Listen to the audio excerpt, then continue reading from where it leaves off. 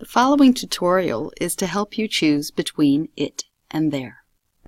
There are two types of there, and there are three types of it that I'm going to be discussing. The first type of there is the locative there. It's an adverb and it refers to position or direction. For example, are you comfortable there?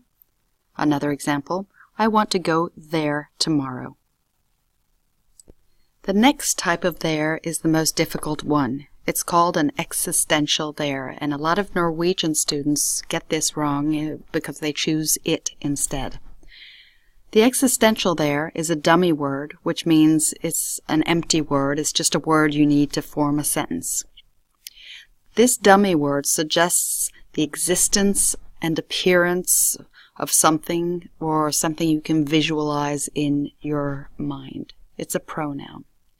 Note, if a sentence starts with the empty word there, look for the subject after the verb. For example, there are two students in the room.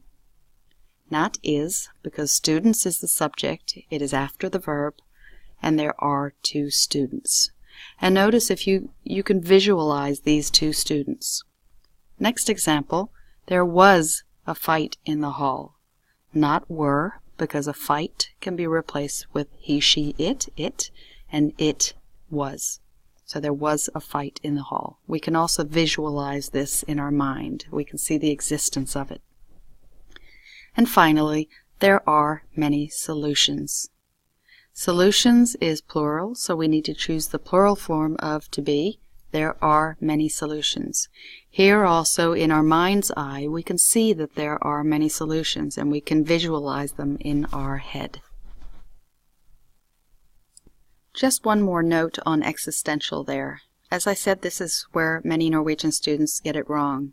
They would, for example, say, it is two students in the room, or they would say, it is a fight in the hall, or it is many solutions, because in Norwegian we use the word det er for both cases. So just make sure that if there's an existence of something you can visualize, use there. The first type of it I'm going to discuss is the referential it. It looks back. This it is a personal pronoun that refers to something mentioned earlier. For example, she read a good book. Later, she gave it to her sister. So notice the it there refers back to the previous sentence, something we've already mentioned, and we're talking about the good book. The next type of it is the anticipatory it, and this time we're looking forward. The personal pronoun it in this case refers to something later in the sentence. Note how you can turn these sentences around. For example, the first one, it is good to see you. You can always also say to see you is good. It is no use listening to him. And then finally, it seems I was wrong.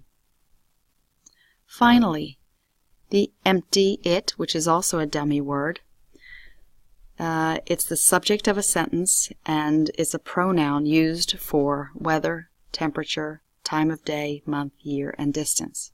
For example, it is raining. It is 9:30.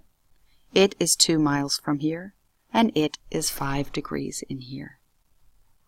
So for all you English language learners, I hope you understand a little bit more about the difference between it and there. And just remember, the there that is difficult is the existential there.